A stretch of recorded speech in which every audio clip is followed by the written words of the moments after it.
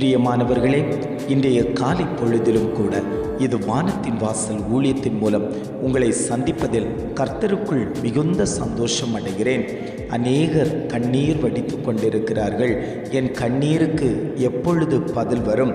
நான் தேவ சமூகத்தில் அழுது விழித்து கொண்டிருக்கிறேன். என் கண்ணீருக்கு பதில் வருமா வராதா என்ற பல கேள்விகளோடு தேவ சமூகத்தை நோக்கி பார்த்து கொண்டிருக்கிறார்கள்.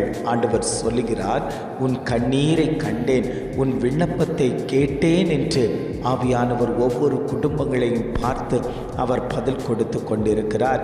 இன்றைய காலை பொழுதிலும் கூட ஆண்டவர் நமக்கு தரக்கூடிய நல்ல வார்த்தை என்னவென்றால், ஏசாயா 38 அதிகாரம் 5 வசனம் இவ்வாறாக சொல்லுகிறது, உன் விண்ணப்பத்தை கேட்டேன், உன் கண்ணீரை கண்டேன்.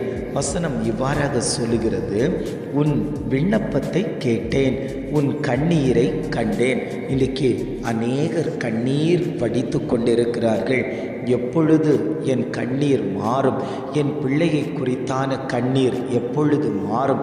கடன் பாரத்தை குறித்தான கண்ணீர் எப்பொழுது மாறும்? என் குடும்பத்தில் ஏதும் நன்மை நடக்கவில்லையே என்று கண்ணீர் வடித்து கொண்டிருக்கிறேன். இந்த கண்ணீருக்கு எப்பொழுது பதில் வரும்? என்னுடைய தொழில் வியாபாரம் நல்ல முறையில் செயல்படவில்லையே என்று கண்ணீர் வடித்து கொண்டிருக்கிறேன். எப்பொழுது என் தொழிலில் ஒரு முன்னேற்றம் வரும்? என்னுடைய ஊழிய பாதையில் எப்படி ஒரு வளர்ச்சி வரும் என்று அநேகர் பலவிதமான கண்ணீர்களை தேவ சமூகத்தில் ஊற்றி கொடுத்து கொண்டிருக்கிறார்கள். ஆண்டவர் சொல்லுகிறார், உங்களுடைய கண்ணீருக்கெல்லாம் பதில் தரக்கூடிய நாட்கள் வந்தாயிற்று. நான் நிச்சயமாகவே உன்னுடைய விண்ணப்பத்தை கேட்டு உன்னுடைய கண்ணீருக்கு பதிலை நான் தருவேன் என்று ஆண்டவர் குடும்பங்களை பார்த்து அவர் வாக்கு கொடுத்து கொண்டிருக்கிறார். எசேக்கியா ராஜா வியாதிப்பட்டு மரணத்துக்கு ஏதுவாய் இருந்த பொழுது ஏசாயா என்னும் தீர்க்கதரிசி அவனிடத்தில் வந்து, நீர் உமது வீட்டு காரியத்தை ஒழுங்குபடுத்தும், நீர் பிழைக்க மாட்டீர், மரித்து போவீர் என்று சொன்ன அந்த வார்த்தையை கேட்டதும் எசேக்கியா ராஜா சுவர்புறமாக திரும்பி தன் முகத்தை கர்த்தருக்கு நேராக நோக்கி, கர்த்தாவே, நான் உமக்கு முன்பாக உண்மையும் மன உத்தவுமாய் நடந்து உமது பார்வைக்கு நலமானதை செய்தேன் என்பதை நினைத்தருளும் என்று அவன் தேவனை நோக்கி விண்ணப்பம் பண்ணினான். அப்பொழுது ஏசாவுக்கு ஆண்டவர் ஒரு பதிலை கொடுத்தார். நீ போய் எசேக்கியாவை நோக்கி, உன் தாவீதின் தேவனாயிருக்கிற கர்த்தர் சொல்லுகிறது என்னவென்றால், உன் விண்ணப்பத்தை கேட்டேன், உன் கண்ணீரை கண்டேன், இதோ உன் நாட்களோடு 15 வருஷத்தை கூட்டுவேன் என்று சொல் என்று எசாயா தீர்க்கதரிசியை பார்த்து சொன்னது போல ஆண்டவர் இன்றைக்கு குடும்பத்தை பார்த்து சொல்லி கொண்டிருக்கிறார். மரண படுக்கையில் இருக்கிறவர்களை பார்த்து சொல்லி கொண்டிருக்கிறார். மருத்துவர்கள் எழுதி நாள் குறித்து கொடுக்கப்பட்டிருக்கலாம், இத்தனை நாட்கள் தான் இருப்பார்கள் என்று சொல்லி கொடுக்கப்பட்டிருக்கலாம். இதையே பார்த்து வியாகுலத்தோடு தேவனை நோக்கி பார்த்து கொண்டிருக்கக்கூடிய குடும்பங்களை பார்த்து ஆண்டவர் சொல்லுகிறார், உன் விண்ணப்பத்தை கேட்டேன், உன் கண்ணீரை கண்டேன், உன் நாட்களோடு 15 வருஷத்தை நான் கூட்டி தருவேன், பூரண ஆயுளை நான் உங்களுக்கு தருவேன் என்று ஆவியானவர் திட்டமும் தீர்மானமுமாய் ஒவ்வொரு குடும்பத்தையும் பார்த்து அவர் பேசிக்கொண்டிருக்கிறார். அன்பு தெய்வமே, நீர் அந்த குடும்பத்துக்காக இறங்கினதற்காக நாங்கள் உமக்கு நன்றி செலுத்துகிறோம் ஆண்டவரே. அந்த வியாதியை தேவன் சுகப்படுத்தினதற்காக ஸ்தோத்திரம் ஆண்டவரே. இந்த கடன் பாரத்தை தேவன் மாற்றிவிட்டதற்காக உமக்கு நன்றி ஆண்டவரே. ஒவ்வொரு குடும்பத்திலேயும் இருக்கக்கூடிய ஒவ்வொரு காரியங்களையும் நான் பொறுப்படுத்தி செய்வேன் என்று ஆவியானவர் குடும்பங்களை பார்த்து சொல்லி கொண்டிருக்கிறார். தேவ ஜனமே, நீங்கள் எதை குறித்தும் கவலைப்பட வேண்டாம்.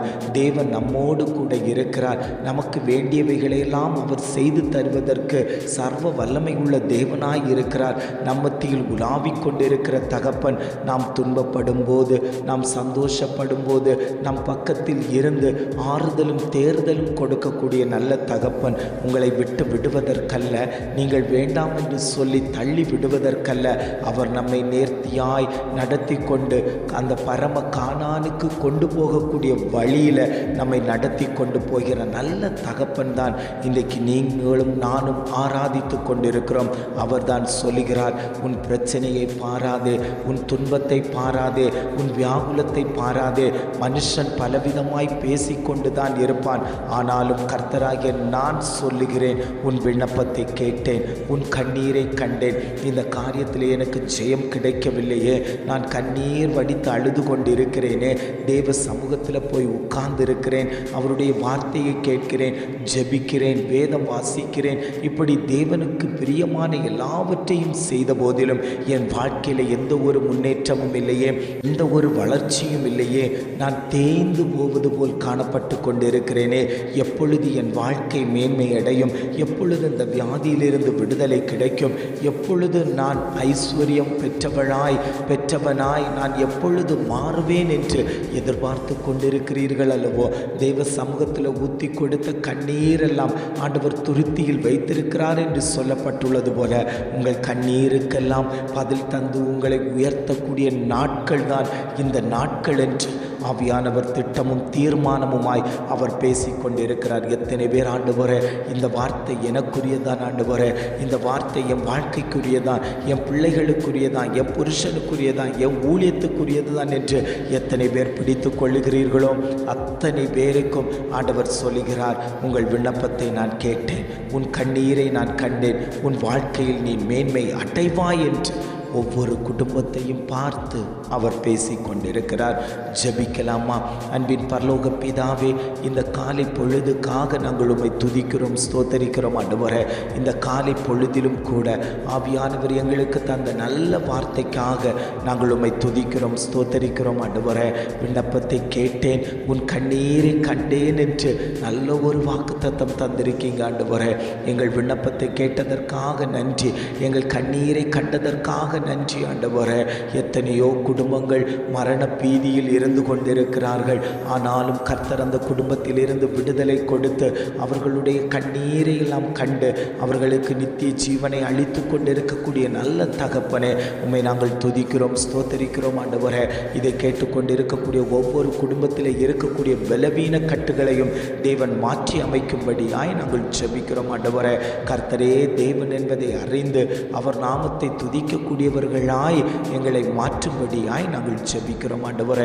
ஒன்றுக்கும் குறைவில்லாமல் எங்களை இதுவரைக்கும் வழி நடத்தி வந்த தகப்பன், இனியும் நீர் எங்களை வழி நடத்தும்படியாய் நாங்கள் ஜெபிக்கிறோம் ஆண்டவரே. உம்முடைய கரம் எங்களோடு கூட இருக்கட்டும், எங்களை வழி நடத்தட்டும். இதை கேட்டுக்கொண்டிருக்கக்கூடிய ஒவ்வொரு குடும்பத்தின் மேலேயும் தேவ பிரசன்னம் இறங்கும்படியாய் நாங்கள் ஜெபிக்கிறோம் ஆண்டவரே. இம்மட்டுமாய் வழி நடத்தின தகப்பன், இனியும் நீர் அவர்களை வழி நடத்தும்படியாய் நாங்கள் ஜெபிக்கிறோம். எங்களை தாழ்த்தி தருகிறோம். துதி கன மகிமை எல்லாம் உமக்கே செலுத்துகிறோம். மீட்பர் இயேசுவின் மூலம் ஜெபம் கேளும் நல்ல பிதாவே. ஆமென், ஆமென்.